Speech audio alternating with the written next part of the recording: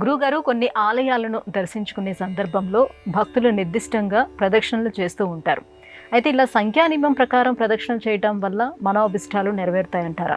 సృష్టిలో ప్రతి అణువు పరమాత్మనే కేంద్రంగా చేర్చుకుంటూ పరిభ్రమిస్తూ ఉన్న వైనాన్ని గమనిస్తే, దేవాలయాలలో ప్రదక్షిణ ఎందుకు చేస్తారో మనకు అర్థమవుతుంది. దేవాలయం అంటేనే శక్తి క్షేత్రం. తీర్థము, క్షేత్రము, మూర్తి, ఈ మూడు కూడా అద్భుతమైన శక్తిని ఆవిష్కరించేటువంటి ఉపాధులు.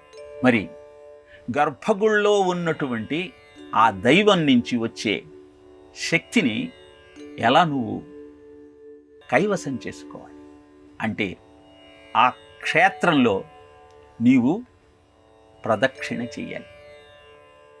ప్రదక్షిణ చేసే క్రమం ఎలా ఉండాలి అంటే, హడావిడిగా పరిగెత్తుకుంటూ చెయ్యవద్దు.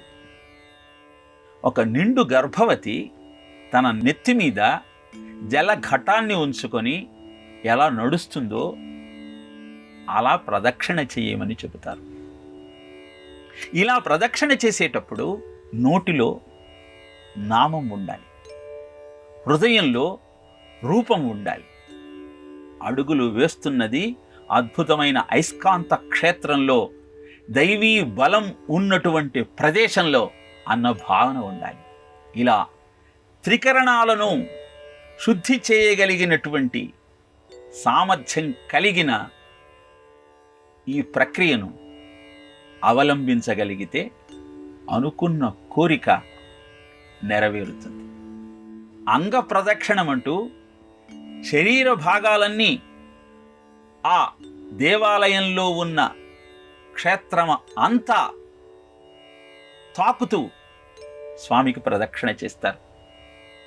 ఆలయంలో ఉన్న దేవతా మూర్తికి ఆ విధంగా నమస్కారం చేస్తూ మనస్సులో ఉన్న కోరికను స్మరించుకుంటూ ఉంటారు.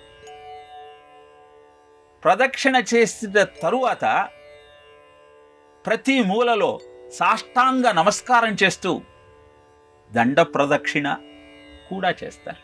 ఇలా అంగ ప్రదక్షిణ, దండ ప్రదక్షిణ అద్భుతమైన ఫలితాలను మనకు అందజేస్తుంది. కారణం ఒకటే, శక్తిని అందుకోవటానికి అవసరమైన ఈ సాధనాన్ని భక్తితో నువ్వు ఆచరించగలిగినప్పుడు నీ కోరిక తప్పక నెరవేరుతుంది.